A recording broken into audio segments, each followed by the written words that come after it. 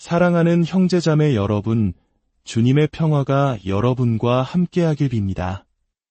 오늘 우리는 수많은 영혼에게 깊은 영감을 준 한 위대한 성녀의 삶 속으로 여행을 떠나려 합니다. 그녀의 이야기는 특별한 사람만이 성인이 되는 것이 아니라 우리 모두가 일상 속에서 거룩함에 이를 수 있다는 희망의 메시지를 전합니다. 이 이야기가 여러분의 마음에 작은 위로와 빛이 된다면 구독과 좋아요를 통해 이 은총의 여정에 동행해주세요. 여러분의 참여는 더 많은 이들에게 하느님의 사랑을 전하는 소중한 씨앗이 됩니다. 주님께서 여러분의 모든 걸음에 축복을 내리시길 기도합니다. 오늘 우리가 함께 나눌 이야기는 프랑스 가르메르의 수녀이자 교회학자인 리지유의 성녀 소아 데레사의 영성에 관한 것입니다. 우리는 종종 영성이라는 말을 듣습니다. 하지만 그 의미를 명확하게 정의하기란 쉽지 않습니다. 영성이란 단순히 종교적인 활동이나 신비로운 체험에 국한된 것이 아닙니다. 그것은 삶의 모든 영역에서 어떻게 하느님을 발견하고 그분의 은총에 응답하며 살아가는가에 대한 방식 그 자체입니다. 영성은 삶과 분리된 특별한 무언가가 아니라 한 인간이 자신의 전생애를 통해 하느님과 맺는 관계의 총체적인 모습이라 할 수 있습니다. 교황 베네딕토 16세께서는 세상에 사람이 존재하는 만큼 하느님께 이르는 길도 다양하다고 말씀하셨습니다.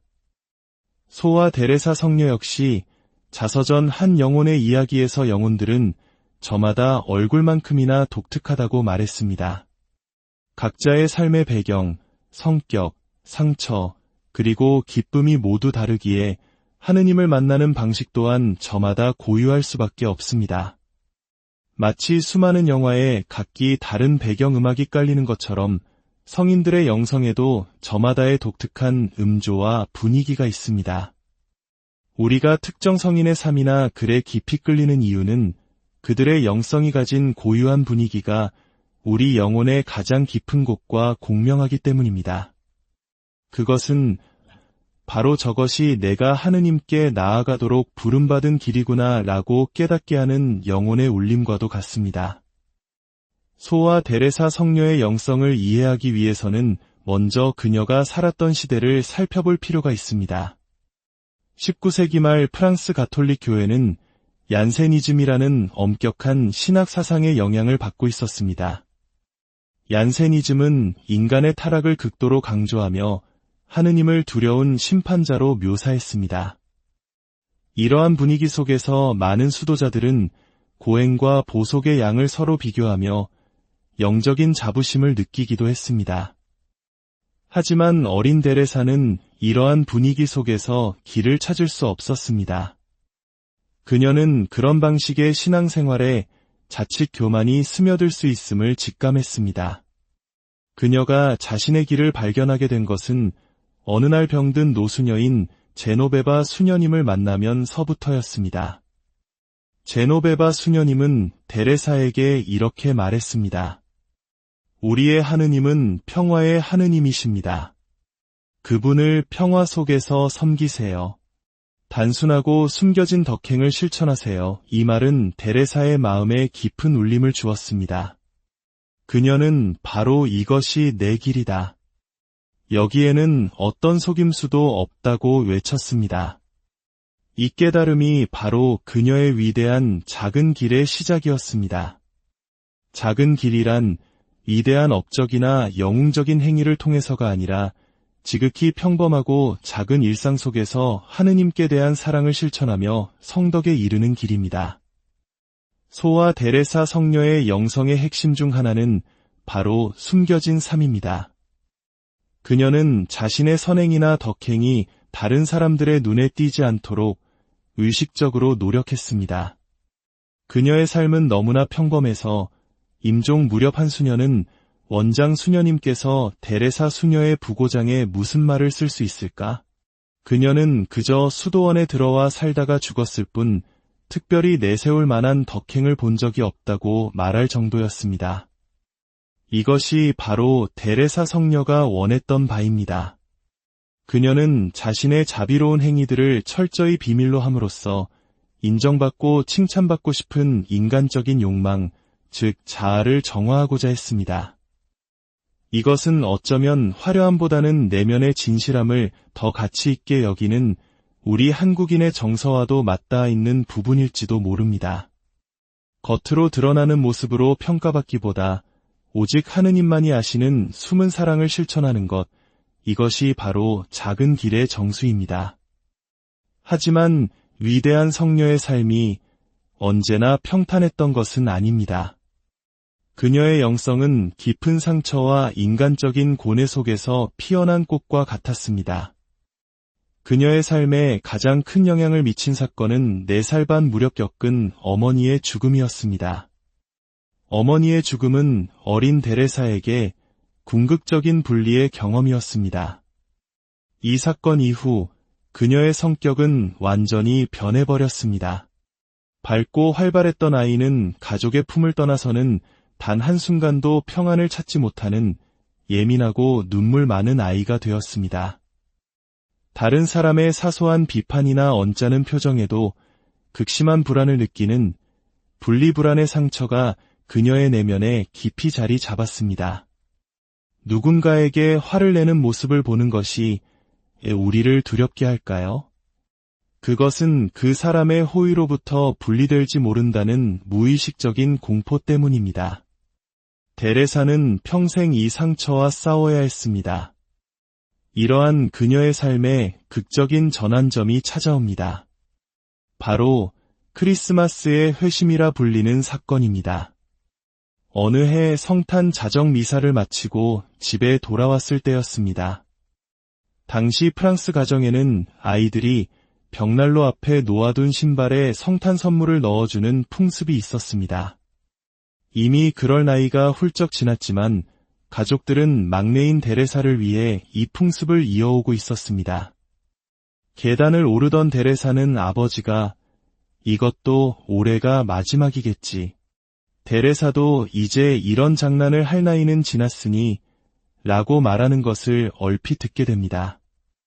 평소 같았으면 아버지의 무심한 말 한마디에 주저앉아 눈물을 쏟아냈을 것입니다. 언니 셀리는 동생이 상처받았을까 봐 조마조마한 마음으로 그녀를 따라갔습니다. 하지만 놀라운 일이 일어났습니다. 방으로 들어간 데레사의 얼굴에는 눈물 대신 이전에는 볼 수 없었던 평화와 기쁨이 가득했습니다. 그녀는 눈물을 그쳤을 뿐만 아니라 벅찬 기쁨으로 계단을 내려와 마치 아무 일도 없었다는 듯이 아버지 앞에서 선물을 풀어보았습니다. 그 순간 하느님의 은총이 그녀의 마음을 어루만져 10년간 그녀를 괴롭혔던 과도한 예민함과 눈물의 병을 단번에 치유해 주신 것입니다. 그녀는 자신의 약함에서 벗어나 사랑과 자기만각의 길로 나아갈 힘을 얻었습니다. 그녀의 영성이 얼마나 현실적이었는지는 그녀가 남긴 한 영혼의 이야기가 어떻게 탄생했는지를 보면 알 수 있습니다. 이 책은 처음부터 출판을 목적으로 쓰인 것이 아니었습니다.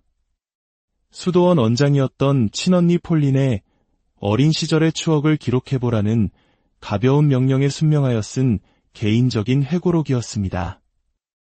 이후 임종을 앞두고 다른 언니 마리와 원장 수녀의 요청에 따라 자신의 영적 체험을 기록한 원고들이 더해졌습니다. 처음에는 단지 다른 가르멜 수녀원의 회람될 부고장으로 만들어졌지만 이 글을 읽은 사람들은 그 안에 담긴 특별한 무언가를 발견했습니다. 평범함 속에 숨겨진 위대한 사랑의 길, 하느님의 자비에 대한 무한한 신뢰, 그리고 인간적인 약함 속에서도 거룩함에 이를 수 있다는 희망의 메시지가 수많은 영혼의 마음을 움직인 것입니다. 그 나머지는 우리가 아는 역사가 되었습니다. 많은 사람들이 소아 데레사 성녀를 떠올릴 때 장미꽃을 든 채 감미로운 미소를 짓는 모습을 상상합니다. 하지만 그녀의 영성의 진정한 힘은 그 달콤한 이미지 너머에 있습니다. 그녀의 영성은 현실주의에 깊이 뿌리내리고 있습니다. 그녀는 영성 생활이 언제나 기쁨과 위로로 가득 찬 것이 아님을 너무나 잘 알았습니다. 오히려 영혼의 가장 어두운 밤, 즉 신앙의 시련을 겪으며 하느님을 향한 사랑을 증명했습니다. 임종전 18개월 동안 그녀는 하느님의 존재마저 느껴지지 않는 극심한 영적 메마름과 무신론의 유혹에 시달렸습니다. 천국에 대한 모든 희망이 사라진 듯한 짙은 어둠 속에서 그녀는 이렇게 고백했습니다. 미사에 가고 싶지도, 기도하고 싶지도 않아요. 아무것도 하고 싶지 않아요. 하지만 그녀는 곧이어 이렇게 덧붙입니다. 이것이 얼마나 멋진 일인지요. 왜냐하면 이제 제가 하는 모든 행위는 어떤 자연적인 만족감이나 보상을 바라서가 아니라 순수한 사랑으로 하는 것임을 알기 때문입니다. 기도하고 싶지 않을 때 바치는 기도, 하루의 의무를 다하고 싶지 않을 때 충실히 이행하는 그 순간이야말로 우리의 사랑이 가장 순수하게 빛나는 때입니다. 거룩하다고 느끼지 못할 때 우리는 가장 거룩하게 존재할 수 있는 기회를 얻습니다. 소와 데레사 성녀의 삶은 우리에게 말합니다. 위대함은 특별한 업적에 있는 것이 아니라 평범한 일상 속에서 하느님을 향한 사랑으로 행하는 모든 작은 순간에 있다는 것을요.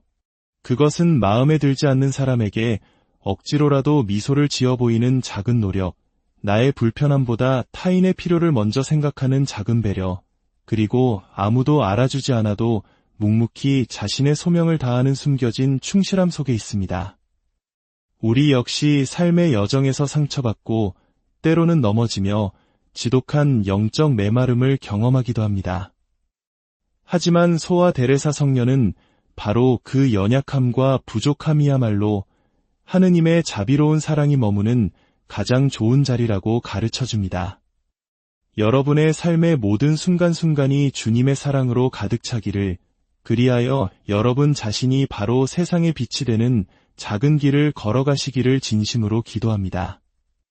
주님의 이름으로 사랑하는 형제자매 여러분, 주님의 평화가 여러분과 함께하길 빕니다. 오늘 우리는 수많은 영혼에게 깊은 영감을 준 한 위대한 성녀의 삶 속으로 여행을 떠나려 합니다. 그녀의 이야기는 특별한 사람만이 성인이 되는 것이 아니라 우리 모두가 일상 속에서 거룩함에 이를 수 있다는 희망의 메시지를 전합니다. 이 이야기가 여러분의 마음에 작은 위로와 빛이 된다면 구독과 좋아요를 통해 이 은총의 여정에 동행해주세요. 여러분의 참여는 더 많은 이들에게 하느님의 사랑을 전하는 소중한 씨앗이 됩니다. 주님께서 여러분의 모든 걸음에 축복을 내리시길 기도합니다. 오늘 우리가 함께 나눌 이야기는 프랑스 가르메르의 수녀이자 교회학자인 리지유의 성녀 소와 데레사의 영성에 관한 것입니다. 우리는 종종 영성이라는 말을 듣습니다. 하지만 그 의미를 명확하게 정의하기란 쉽지 않습니다. 영성이란 단순히 종교적인 활동이나 신비로운 체험에 국한된 것이 아닙니다. 그것은 삶의 모든 영역에서 어떻게 하느님을 발견하고 그분의 은총에 응답하며 살아가는가에 대한 방식 그 자체입니다. 영성은 삶과 분리된 특별한 무언가가 아니라 한 인간이 자신의 전생애를 통해 하느님과 맺는 관계의 총체적인 모습이라 할 수 있습니다. 교황 베네딕토 16세께서는 세상에 사람이 존재하는 만큼 하느님께 이르는 길도 다양하다고 말씀하셨습니다. 소와 데레사 성녀 역시 자서전 한 영혼의 이야기에서 영혼들은 저마다 얼굴만큼이나 독특하다고 말했습니다.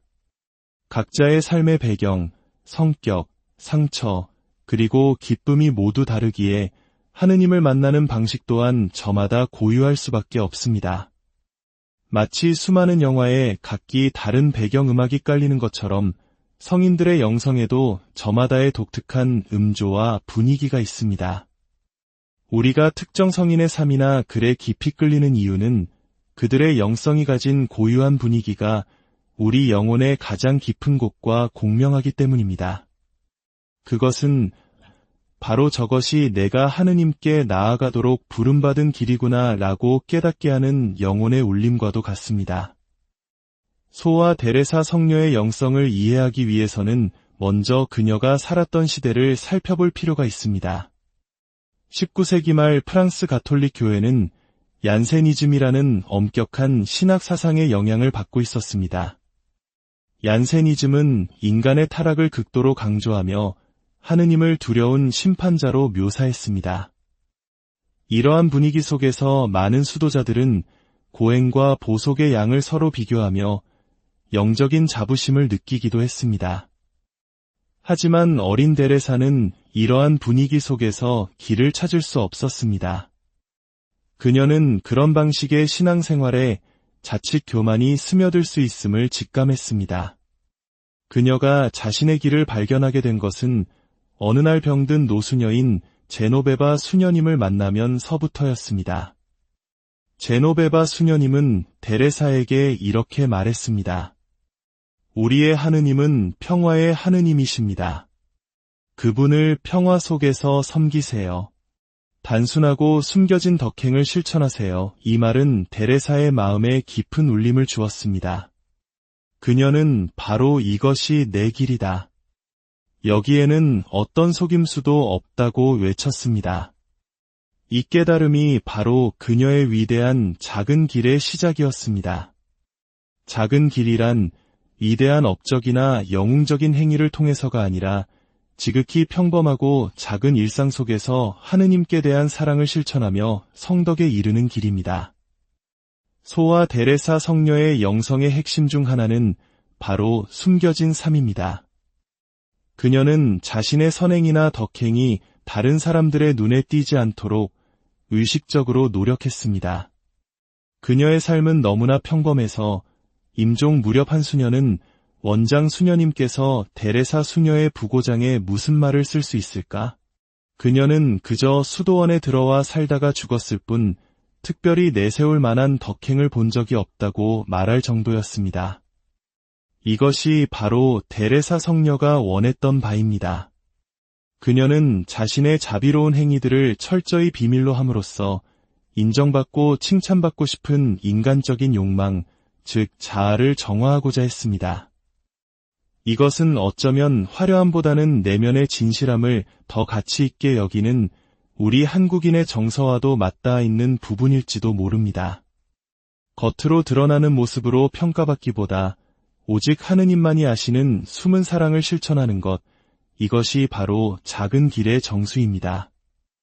하지만 위대한 성녀의 삶이 언제나 평탄했던 것은 아닙니다.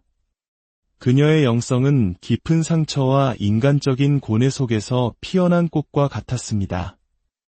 그녀의 삶에 가장 큰 영향을 미친 사건은 4살 반 무렵 겪은 어머니의 죽음이었습니다.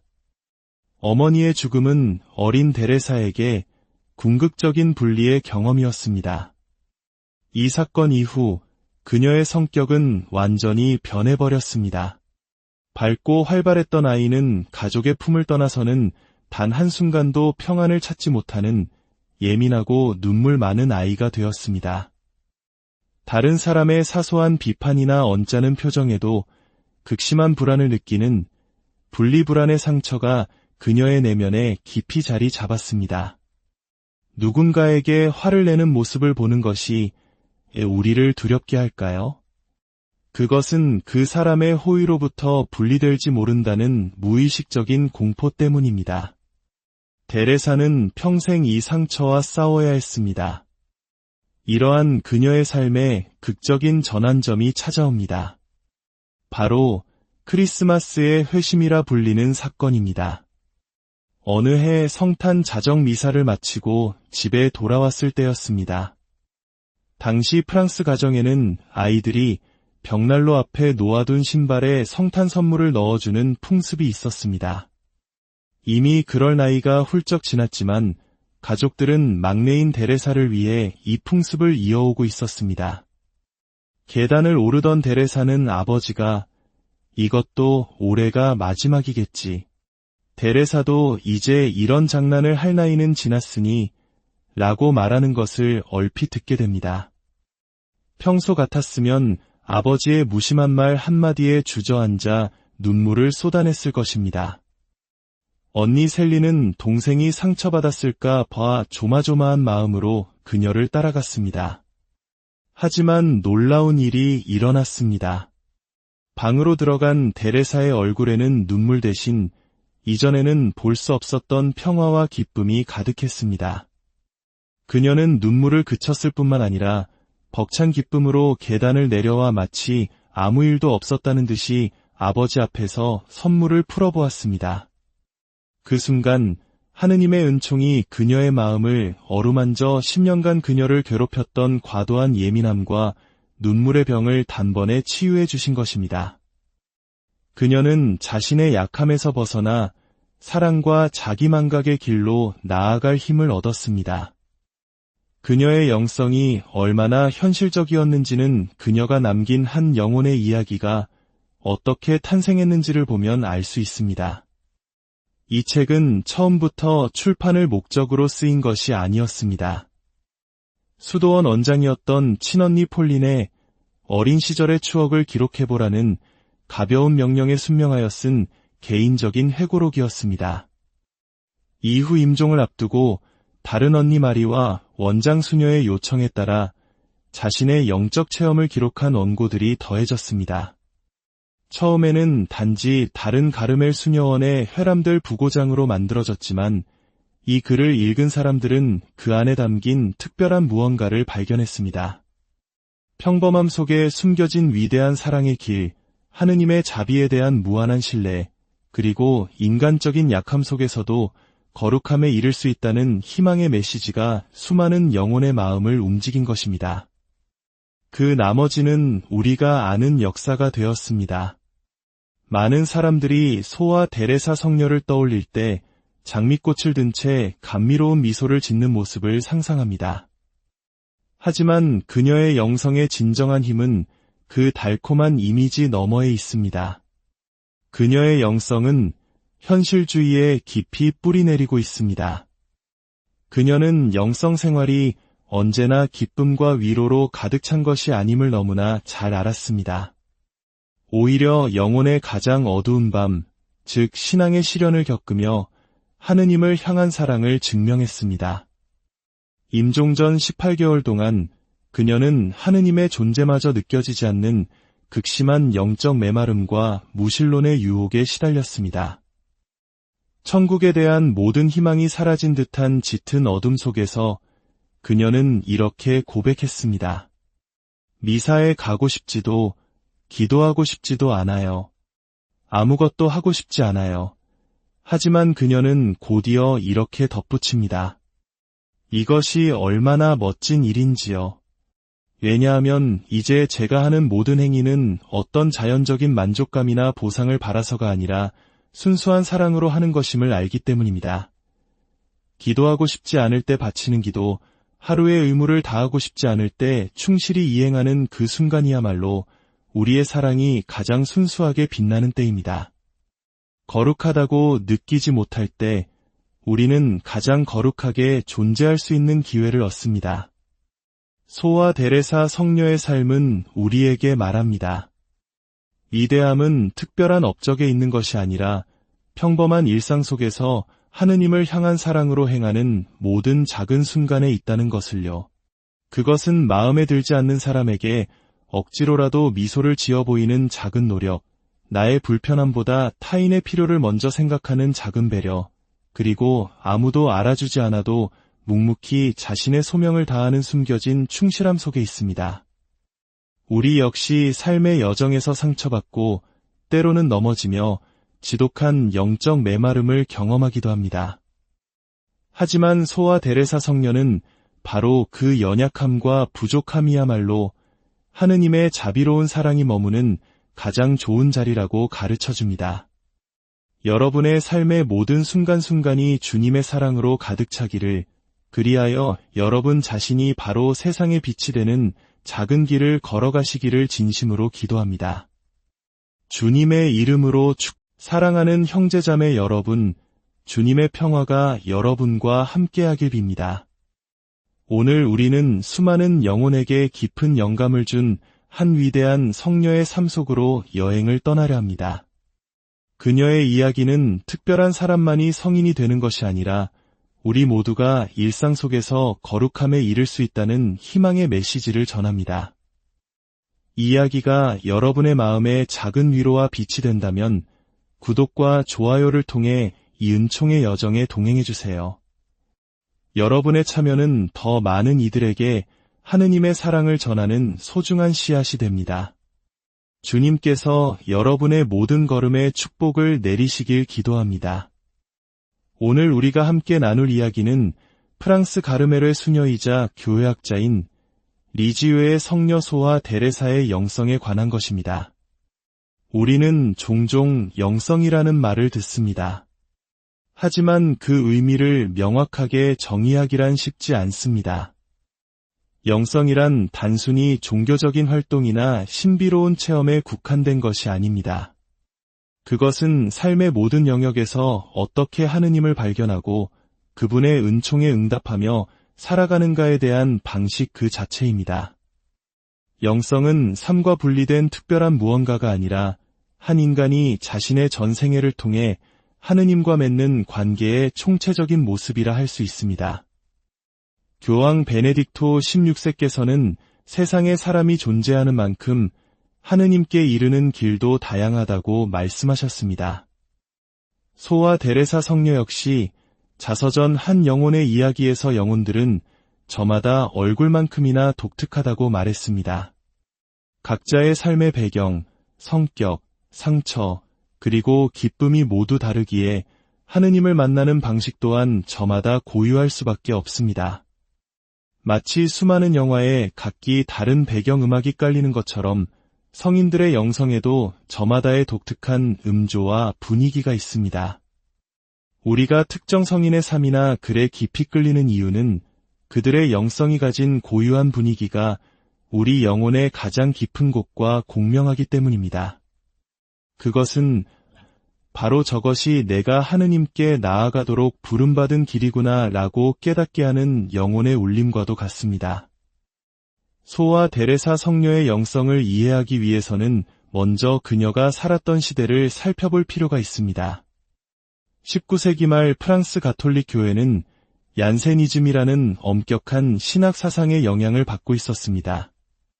얀세니즘은 인간의 타락을 극도로 강조하며 하느님을 두려운 심판자로 묘사했습니다. 이러한 분위기 속에서 많은 수도자들은 고행과 보속의 양을 서로 비교하며 영적인 자부심을 느끼기도 했습니다. 하지만 어린 데레사는 이러한 분위기 속에서 길을 찾을 수 없었습니다. 그녀는 그런 방식의 신앙생활에 자칫 교만이 스며들 수 있음을 직감했습니다. 그녀가 자신의 길을 발견하게 된 것은 어느 날 병든 노수녀인 제노베바 수녀님을 만나면서부터였습니다.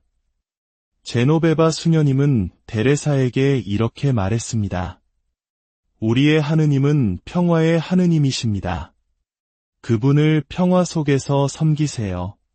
단순하고 숨겨진 덕행을 실천하세요. 이 말은 데레사의 마음에 깊은 울림을 주었습니다. 그녀는 바로 이것이 내 길이다. 여기에는 어떤 속임수도 없다고 외쳤습니다. 이 깨달음이 바로 그녀의 위대한 작은 길의 시작이었습니다.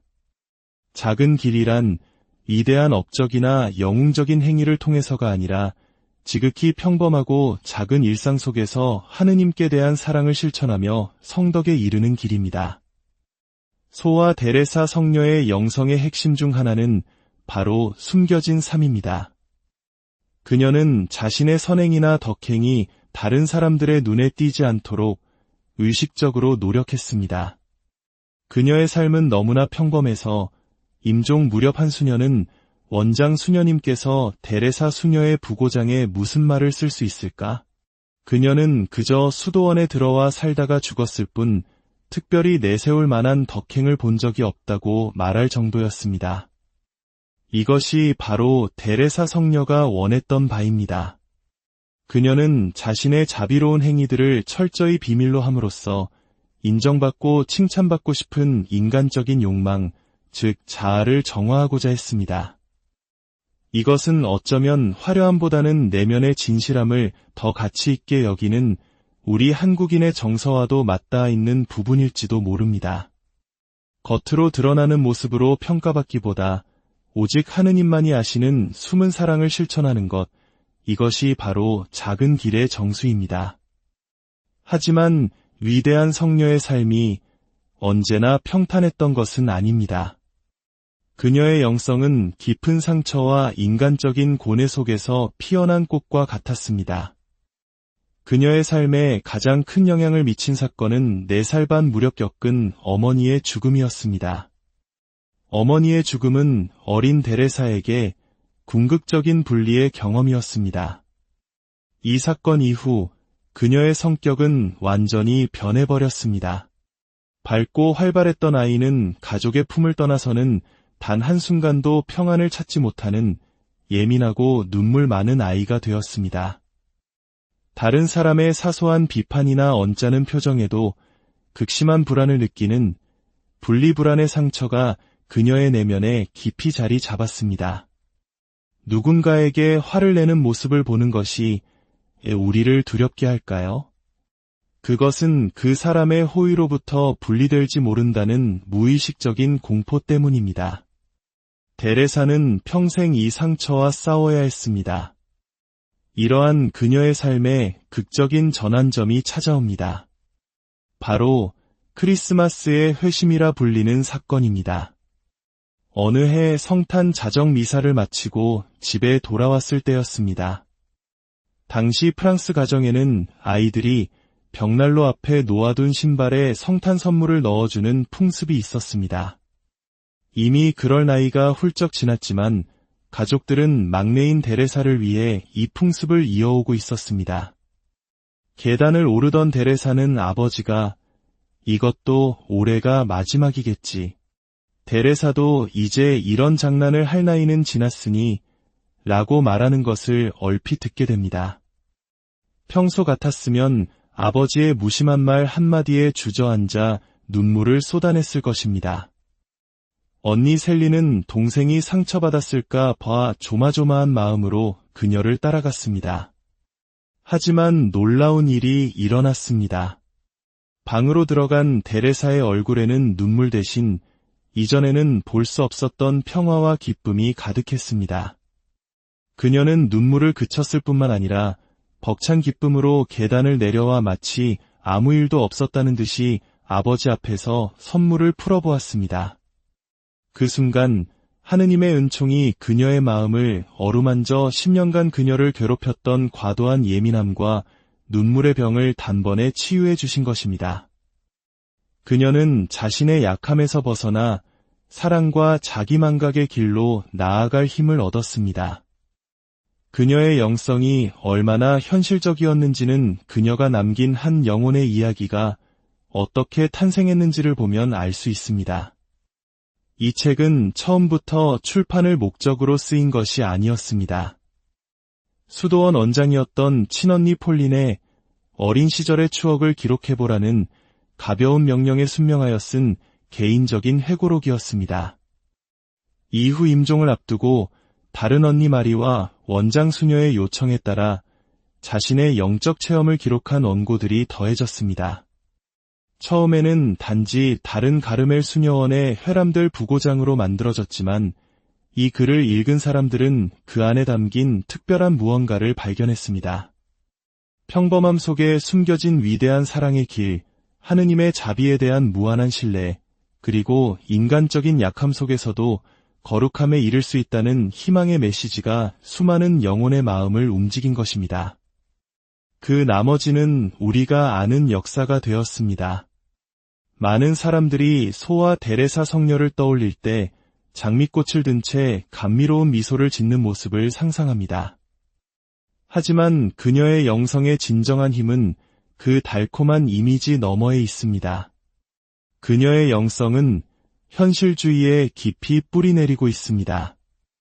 그녀는 영성 생활이 언제나 기쁨과 위로로 가득 찬 것이 아님을 너무나 잘 알았습니다. 오히려 영혼의 가장 어두운 밤, 즉 신앙의 시련을 겪으며 하느님을 향한 사랑을 증명했습니다. 임종전 18개월 동안 그녀는 하느님의 존재마저 느껴지지 않는 극심한 영적 메마름과 무신론의 유혹에 시달렸습니다. 천국에 대한 모든 희망이 사라진 듯한 짙은 어둠 속에서 그녀는 이렇게 고백했습니다. 미사에 가고 싶지도, 기도하고 싶지도 않아요. 아무것도 하고 싶지 않아요.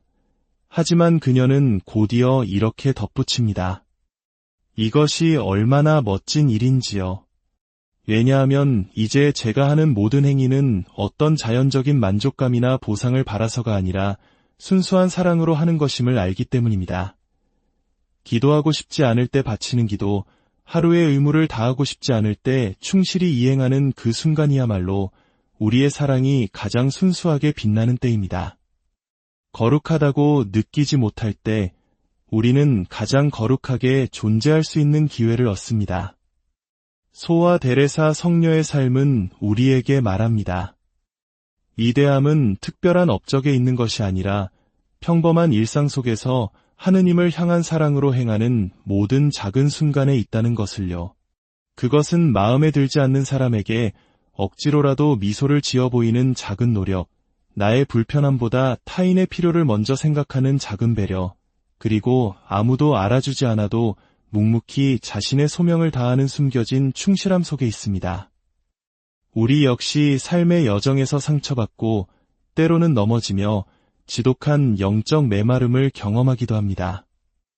하지만 소와 데레사 성녀는 바로 그 연약함과 부족함이야말로 하느님의 자비로운 사랑이 머무는 가장 좋은 자리라고 가르쳐줍니다. 여러분의 삶의 모든 순간순간이 주님의 사랑으로 가득 차기를, 그리하여 여러분 자신이 바로 세상의 빛이 되는 작은 길을 걸어가시기를 진심으로 기도합니다. 주님의 이름으로 사랑하는 형제자매 여러분, 주님의 평화가 여러분과 함께하길 빕니다. 오늘 우리는 수많은 영혼에게 깊은 영감을 준 한 위대한 성녀의 삶 속으로 여행을 떠나려 합니다.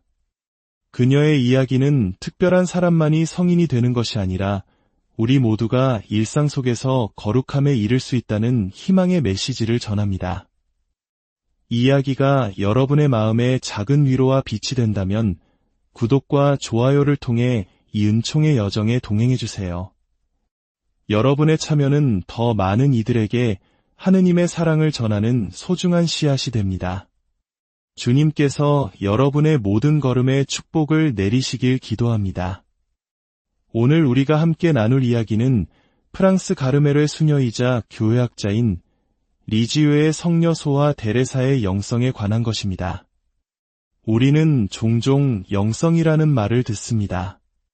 하지만 그 의미를 명확하게 정의하기란 쉽지 않습니다. 영성이란 단순히 종교적인 활동이나 신비로운 체험에 국한된 것이 아닙니다. 그것은 삶의 모든 영역에서 어떻게 하느님을 발견하고 그분의 은총에 응답하며 살아가는가에 대한 방식 그 자체입니다. 영성은 삶과 분리된 특별한 무언가가 아니라 한 인간이 자신의 전생애를 통해 하느님과 맺는 관계의 총체적인 모습이라 할 수 있습니다. 교황 베네딕토 16세께서는 세상에 사람이 존재하는 만큼 하느님께 이르는 길도 다양하다고 말씀하셨습니다. 소와 데레사 성녀 역시 자서전 한 영혼의 이야기에서 영혼들은 저마다 얼굴만큼이나 독특하다고 말했습니다. 각자의 삶의 배경, 성격, 상처, 그리고 기쁨이 모두 다르기에 하느님을 만나는 방식 또한 저마다 고유할 수밖에 없습니다. 마치 수많은 영화에 각기 다른 배경음악이 깔리는 것처럼 성인들의 영성에도 저마다의 독특한 음조와 분위기가 있습니다. 우리가 특정 성인의 삶이나 글에 깊이 끌리는 이유는 그들의 영성이 가진 고유한 분위기가 우리 영혼의 가장 깊은 곳과 공명하기 때문입니다. 그것은 바로 저것이 내가 하느님께 나아가도록 부름받은 길이구나 라고 깨닫게 하는 영혼의 울림과도 같습니다. 소와 데레사 성녀의 영성을 이해하기 위해서는 먼저 그녀가 살았던 시대를 살펴볼 필요가 있습니다. 19세기 말 프랑스 가톨릭 교회는 얀세니즘이라는 엄격한 신학 사상의 영향을 받고 있었습니다. 얀세니즘은 인간의 타락을 극도로 강조하며 하느님을 두려운 심판자로 묘사했습니다.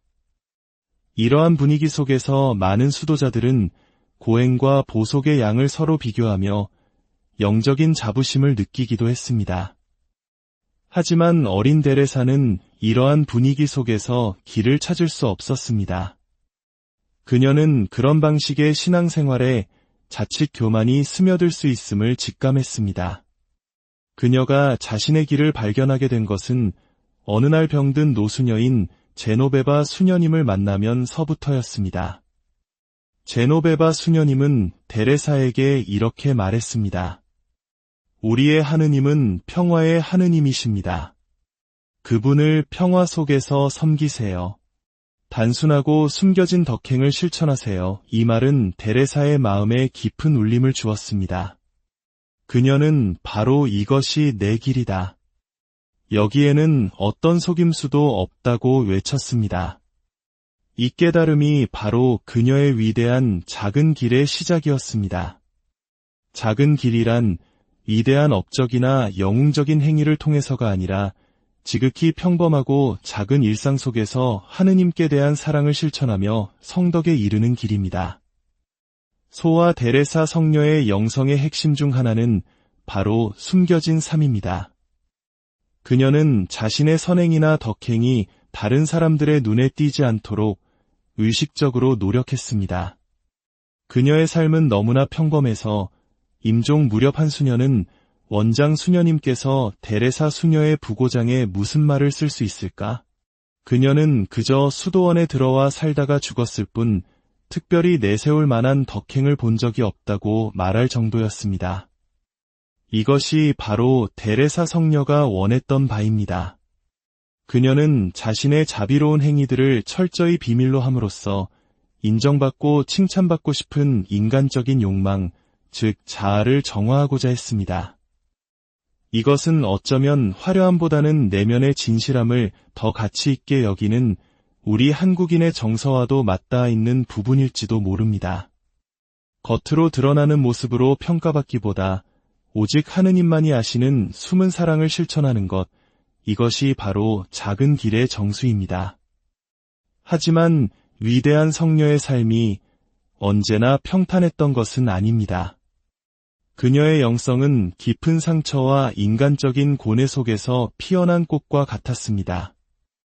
그녀의 삶에 가장 큰 영향을 미친 사건은 4살 반 무렵 겪은 어머니의 죽음이었습니다. 어머니의 죽음은 어린 데레사에게 궁극적인 분리의 경험이었습니다. 이 사건 이후 그녀의 성격은 완전히 변해버렸습니다.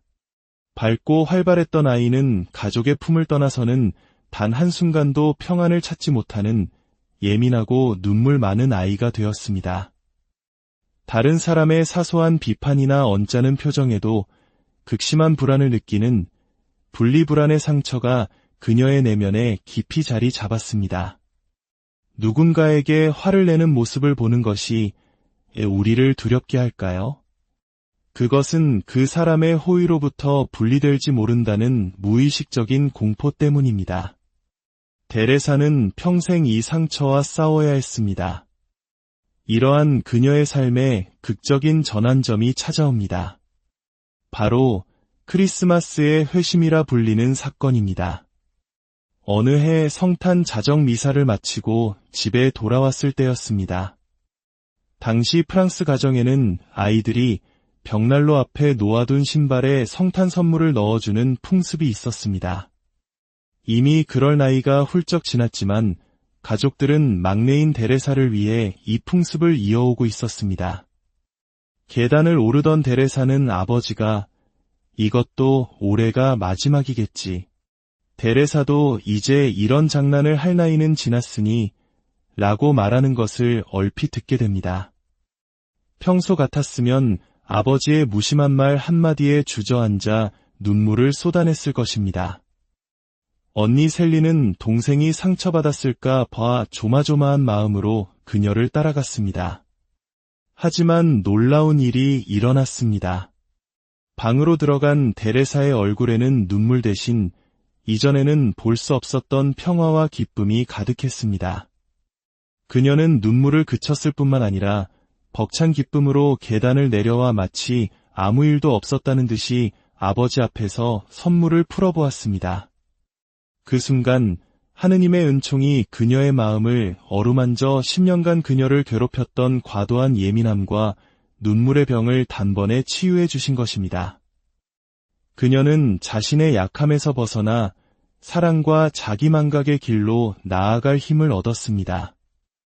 그녀의 영성이 얼마나 현실적이었는지는 그녀가 남긴 한 영혼의 이야기가 어떻게 탄생했는지를 보면 알 수 있습니다. 이 책은 처음부터 출판을 목적으로 쓰인 것이 아니었습니다. 수도원 원장이었던 친언니 폴린의 어린 시절의 추억을 기록해보라는 가벼운 명령에 순명하여 쓴 개인적인 회고록이었습니다. 이후 임종을 앞두고 다른 언니 마리와 원장 수녀의 요청에 따라 자신의 영적 체험을 기록한 원고들이 더해졌습니다. 처음에는 단지 다른 가르멜 수녀원의 회람들 부고장으로 만들어졌지만 이 글을 읽은 사람들은 그 안에 담긴 특별한 무언가를 발견했습니다. 평범함 속에 숨겨진 위대한 사랑의 길, 하느님의 자비에 대한 무한한 신뢰, 그리고 인간적인 약함 속에서도 거룩함에 이를 수 있다는 희망의 메시지가 수많은 영혼의 마음을 움직인 것입니다. 그 나머지는 우리가 아는 역사가 되었습니다.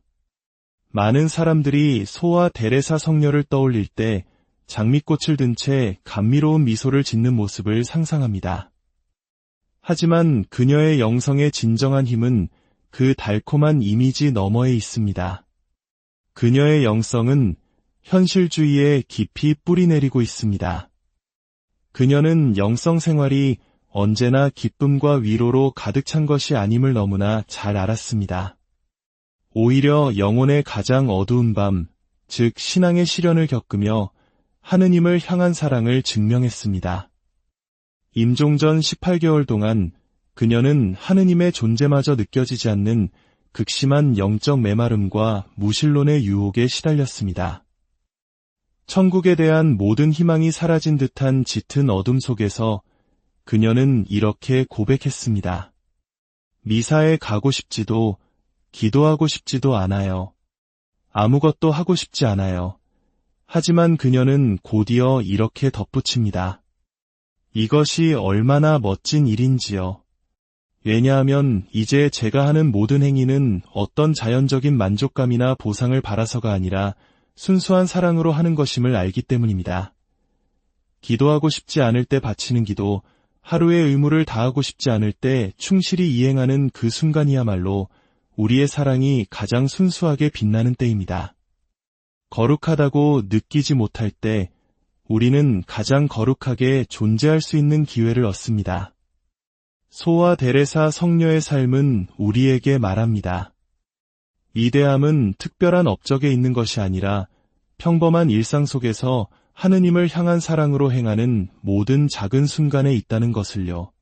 그것은 마음에 들지 않는 사람에게 억지로라도 미소를 지어 보이는 작은 노력, 나의 불편함보다 타인의 필요를 먼저 생각하는 작은 배려, 그리고 아무도 알아주지 않아도 묵묵히 자신의 소명을 다하는 숨겨진 충실함 속에 있습니다. 우리 역시 삶의 여정에서 상처받고 때로는 넘어지며 지독한 영적 메마름을 경험하기도 합니다. 하지만 소아 데레사 성녀는 바로 그 연약함과 부족함이야말로 하느님의 자비로운 사랑이 머무는 가장 좋은 자리라고 가르쳐줍니다. 여러분의 삶의 모든 순간순간이 주님의 사랑으로 가득 차기를, 그리하여 여러분 자신이 바로 세상의 빛이 되는 작은 길을 걸어가시기를 진심으로 기도합니다. 주님의 이름으로 사랑하는 형제자매 여러분, 주님의 평화가 여러분과 함께하길 빕니다. 오늘 우리는 수많은 영혼에게 깊은 영감을 준 한 위대한 성녀의 삶 속으로 여행을 떠나려 합니다. 그녀의 이야기는 특별한 사람만이 성인이 되는 것이 아니라 우리 모두가 일상 속에서 거룩함에 이를 수 있다는 희망의 메시지를 전합니다. 이 이야기가 여러분의 마음에 작은 위로와 빛이 된다면 구독과 좋아요를 통해 이 은총의 여정에 동행해주세요. 여러분의 참여는 더 많은 이들에게 하느님의 사랑을 전하는 소중한 씨앗이 됩니다. 주님께서 여러분의 모든 걸음에 축복을 내리시길 기도합니다. 오늘 우리가 함께 나눌 이야기는 프랑스 가르메르의 수녀이자 교회학자인 리지유의 성녀 소아 데레사의 영성에 관한 것입니다. 우리는 종종 영성이라는 말을 듣습니다. 하지만 그 의미를 명확하게 정의하기란 쉽지 않습니다. 영성이란 단순히 종교적인 활동이나 신비로운 체험에 국한된 것이 아닙니다. 그것은 삶의 모든 영역에서 어떻게 하느님을 발견하고 그분의 은총에 응답하며 살아가는가에 대한 방식 그 자체입니다. 영성은 삶과 분리된 특별한 무언가가 아니라 한 인간이 자신의 전생애를 통해 하느님과 맺는 관계의 총체적인 모습이라 할 수 있습니다. 교황 베네딕토 16세께서는 세상에 사람이 존재하는 만큼 하느님께 이르는 길도 다양하다고 말씀하셨습니다. 소아 데레사 성녀 역시 자서전 한 영혼의 이야기에서 영혼들은 저마다 얼굴만큼이나 독특하다고 말했습니다. 각자의 삶의 배경, 성격, 상처, 그리고 기쁨이 모두 다르기에 하느님을 만나는 방식 또한 저마다 고유할 수밖에 없습니다. 마치 수많은 영화에 각기 다른 배경음악이 깔리는 것처럼 성인들의 영성에도 저마다의 독특한 음조와 분위기가 있습니다. 우리가 특정 성인의 삶이나 글에 깊이 끌리는 이유는 그들의 영성이 가진 고유한 분위기가 우리 영혼의 가장 깊은 곳과 공명하기 때문입니다. 그것은 바로 저것이 내가 하느님께 나아가도록 부름받은 길이구나 라고 깨닫게 하는 영혼의 울림과도 같습니다.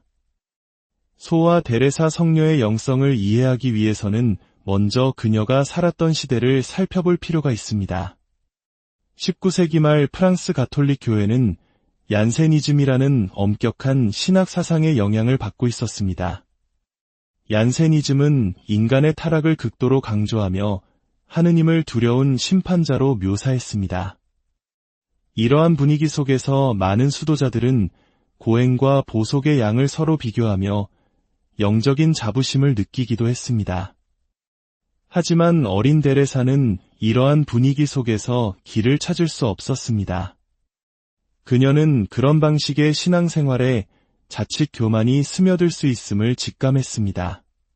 그녀가 자신의 길을 발견하게 된 것은 어느 날 병든 노수녀인 제노베바 수녀님을 만나면서부터였습니다.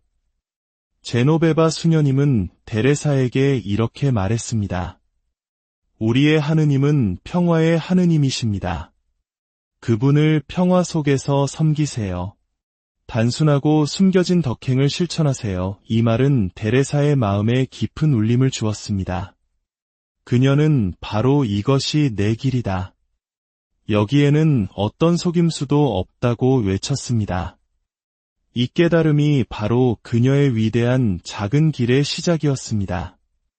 작은 길이란 위대한 업적이나 영웅적인 행위를 통해서가 아니라 지극히 평범하고 작은 일상 속에서 하느님께 대한 사랑을 실천하며 성덕에 이르는 길입니다. 소아 데레사 성녀의 영성의 핵심 중 하나는 바로 숨겨진 삶입니다. 그녀는 자신의 선행이나 덕행이 다른 사람들의 눈에 띄지 않도록 의식적으로 노력했습니다. 그녀의 삶은 너무나 평범해서 임종 무렵 한 수녀는 원장 수녀님께서 데레사 수녀의 부고장에 무슨 말을 쓸 수 있을까? 그녀는 그저 수도원에 들어와 살다가 죽었을 뿐 특별히 내세울 만한 덕행을 본 적이 없다고 말할 정도였습니다. 이것이 바로 데레사 성녀가 원했던 바입니다. 그녀는 자신의 자비로운 행위들을 철저히 비밀로 함으로써 인정받고 칭찬받고 싶은 인간적인 욕망, 즉 자아를 정화하고자 했습니다. 이것은 어쩌면 화려함보다는 내면의 진실함을 더 가치 있게 여기는 우리 한국인의 정서와도 맞닿아 있는 부분일지도 모릅니다. 겉으로 드러나는 모습으로 평가받기보다 오직 하느님만이 아시는 숨은 사랑을 실천하는 것, 이것이 바로 작은 길의 정수입니다. 하지만 위대한 성녀의 삶이 언제나 평탄했던 것은 아닙니다. 그녀의 영성은 깊은 상처와 인간적인 고뇌 속에서 피어난 꽃과 같았습니다. 그녀의 삶에 가장 큰 영향을 미친 사건은 4살 반 무렵 겪은 어머니의 죽음이었습니다. 어머니의 죽음은 어린 데레사에게 궁극적인 분리의 경험이었습니다. 이 사건 이후 그녀의 성격은 완전히 변해버렸습니다. 밝고 활발했던 아이는 가족의 품을 떠나서는 단 한순간도 평안을 찾지 못하는 예민하고 눈물 많은 아이가 되었습니다. 다른 사람의 사소한 비판이나 언짢은 표정에도 극심한 불안을 느끼는 분리불안의 상처가 그녀의 내면에 깊이 자리 잡았습니다. 누군가에게 화를 내는 모습을 보는 것이 우리를 두렵게 할까요? 그것은 그 사람의 호의로부터 분리될지 모른다는 무의식적인 공포 때문입니다. 데레사는 평생 이 상처와 싸워야 했습니다. 이러한 그녀의 삶에 극적인 전환점이 찾아옵니다. 바로 크리스마스의 회심이라 불리는 사건입니다. 어느 해 성탄 자정 미사를 마치고 집에 돌아왔을 때였습니다. 당시 프랑스 가정에는 아이들이 벽난로 앞에 놓아둔 신발에 성탄 선물을 넣어주는 풍습이 있었습니다. 이미 그럴 나이가 훌쩍 지났지만 가족들은 막내인 데레사를 위해 이 풍습을 이어오고 있었습니다. 계단을 오르던 데레사는 아버지가 이것도 올해가 마지막이겠지. 데레사도 이제 이런 장난을 할 나이는 지났으니 라고 말하는 것을 얼핏 듣게 됩니다. 평소 같았으면 아버지의 무심한 말 한마디에 주저앉아 눈물을 쏟아냈을 것입니다. 언니 셀리는 동생이 상처받았을까 봐 조마조마한 마음으로 그녀를 따라갔습니다. 하지만 놀라운 일이 일어났습니다. 방으로 들어간 데레사의 얼굴에는 눈물 대신 이전에는 볼 수 없었던 평화와 기쁨이 가득했습니다. 그녀는 눈물을 그쳤을 뿐만 아니라 벅찬 기쁨으로 계단을 내려와 마치 아무 일도 없었다는 듯이 아버지 앞에서 선물을 풀어보았습니다. 그 순간 하느님의 은총이 그녀의 마음을 어루만져 10년간 그녀를 괴롭혔던 과도한 예민함과 눈물의 병을 단번에 치유해 주신 것입니다. 그녀는 자신의 약함에서 벗어나 사랑과 자기만각의 길로 나아갈 힘을 얻었습니다. 그녀의 영성이 얼마나 현실적이었는지는 그녀가 남긴 한 영혼의 이야기가 어떻게 탄생했는지를 보면 알 수 있습니다. 이 책은 처음부터 출판을 목적으로 쓰인 것이 아니었습니다. 수도원 원장이었던 친언니 폴린의 어린 시절의 추억을 기록해보라는 가벼운 명령에 순명하여 쓴 개인적인 회고록이었습니다. 이후 임종을 앞두고 다른 언니 마리와 원장 수녀의 요청에 따라 자신의 영적 체험을 기록한 원고들이 더해졌습니다. 처음에는 단지 다른 가르멜 수녀원의 회람들 부고장으로 만들어졌지만 이 글을 읽은 사람들은 그 안에 담긴 특별한 무언가를 발견했습니다. 평범함 속에 숨겨진 위대한 사랑의 길, 하느님의 자비에 대한 무한한 신뢰, 그리고 인간적인 약함 속에서도 거룩함에 이를 수 있다는 희망의 메시지가 수많은 영혼의 마음을 움직인 것입니다. 그 나머지는 우리가 아는 역사가 되었습니다. 많은 사람들이 소아 데레사 성녀를 떠올릴 때 장미꽃을 든 채 감미로운 미소를 짓는 모습을 상상합니다. 하지만 그녀의 영성의 진정한 힘은 그 달콤한 이미지 너머에 있습니다. 그녀의 영성은 현실주의에 깊이 뿌리내리고 있습니다.